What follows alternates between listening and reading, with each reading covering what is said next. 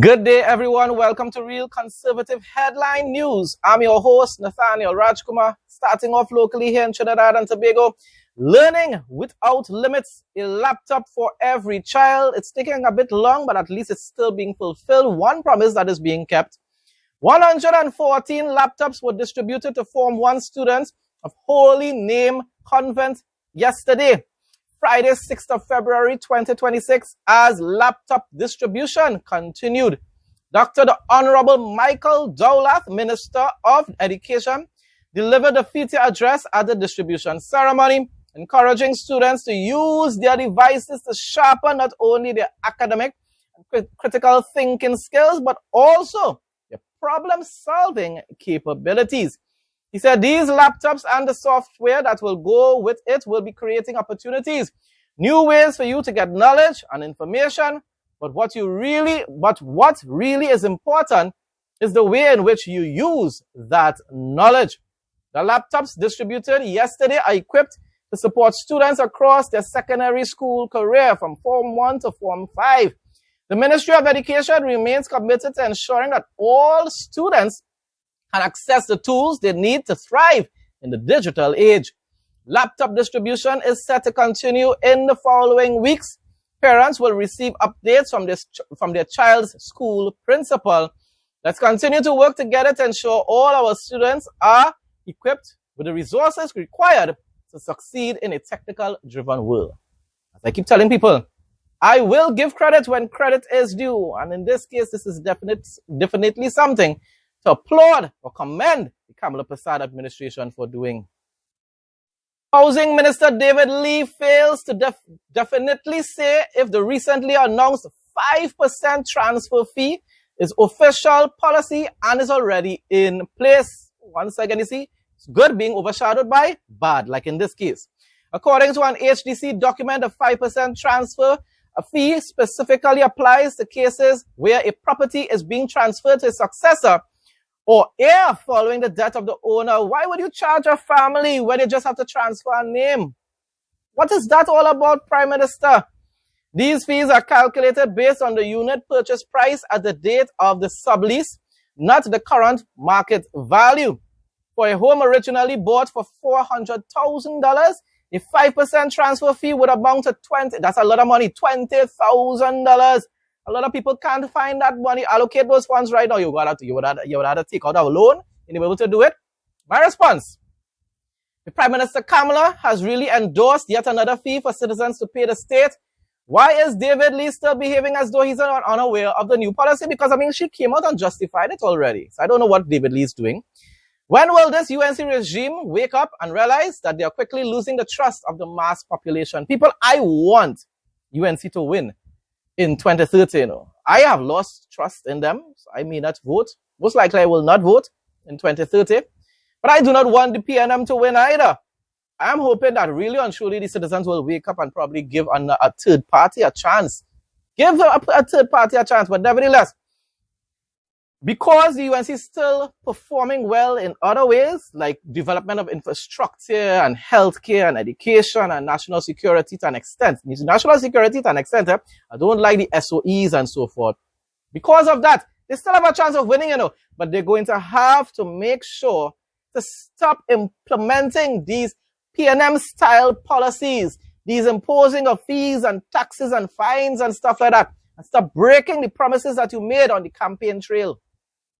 An accusation that in its first 7 months in office, the UNC government hired more than 400 people at WASA, estimated to cost taxpayers an additional $60 million annually, is now in the public domain.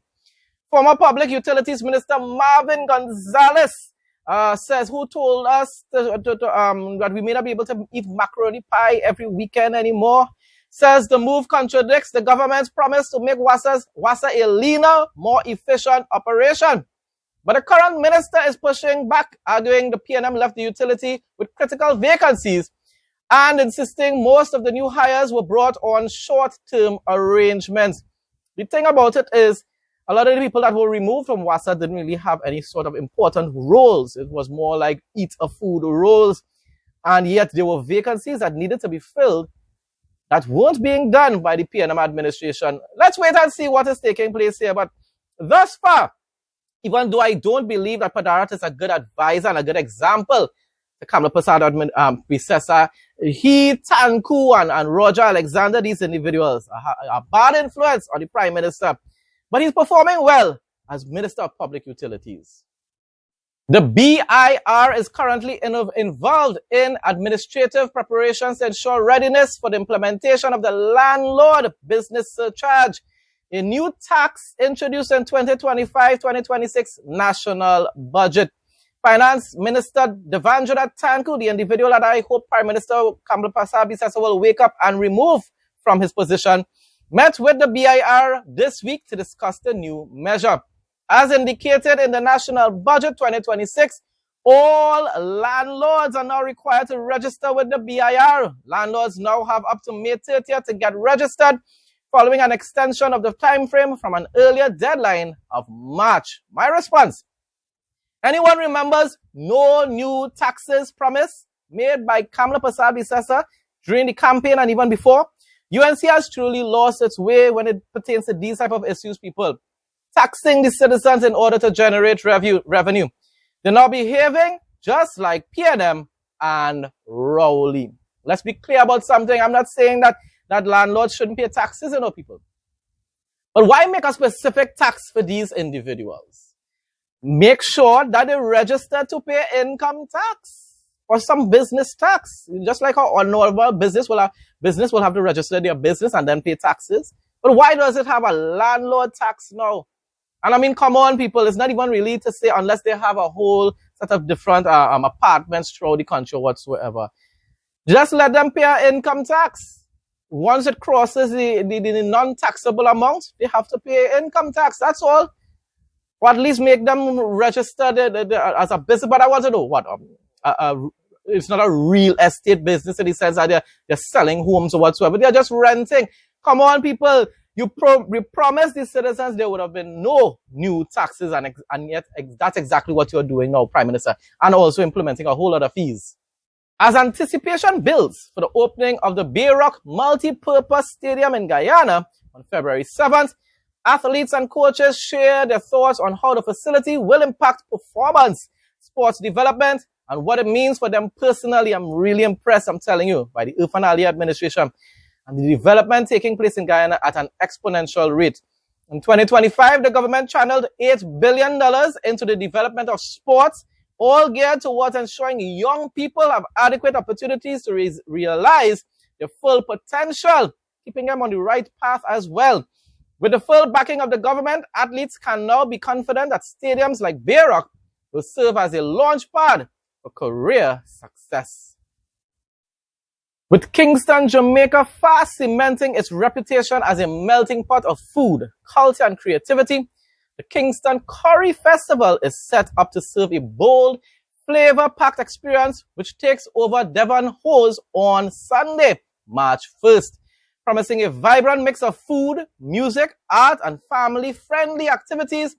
The festival invites locals and visitors alike to indulge in what organizers describe as a true gastronomic celebration of all things curry, and I do love curry. I would have loved to visit then. Now for the interesting facts segment. After disappearing from parts of the U.S. coastline in the early 1900s, bay scallops are finally making a comeback. The species vanished due to seagrass destruction, pollution, sediment buildup, and decades of over-harvesting. Mankind again, they don't know how to have limits. Recent scientific surveys, however, have discovered thousands of scallops, including evidence of natural reproduction, the strongest sign of a true recovery. That doesn't mean you can go back and hunt, people. Researchers say this return reflects decades of habitation restoration and cleaner water efforts. For Americans concerned about the environment, the comeback of bay scallops proves that long-term ecological repair can succeed even after a loss lasting more than a century. Closing off now with a travel segment, Barcelona, Spain is a vibrant Mediterranean cosmopolitan city, renowned for its unique blend of Antoni Gaudi's modernist architecture rich Catalan culture, and sandy beaches. As a top European destination, it features iconic landmarks like the Sagrada Familia, Park Güell, and the Gothic Quarter's narrow streets, complemented by world-class cuisine and a bustling creative atmosphere. Spring and fall offer the best weather, though it's a year-round destination with peak crowds in summer.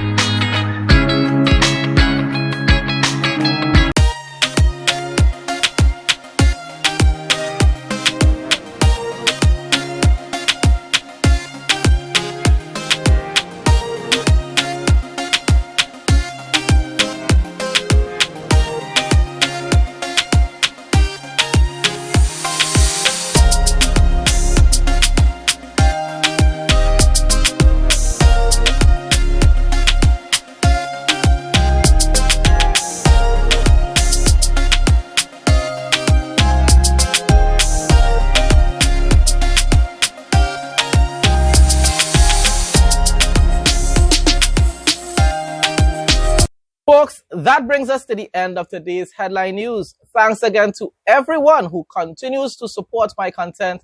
Please like, comment, share, and subscribe. Stay blessed and stay safe most of all. In Jesus' name.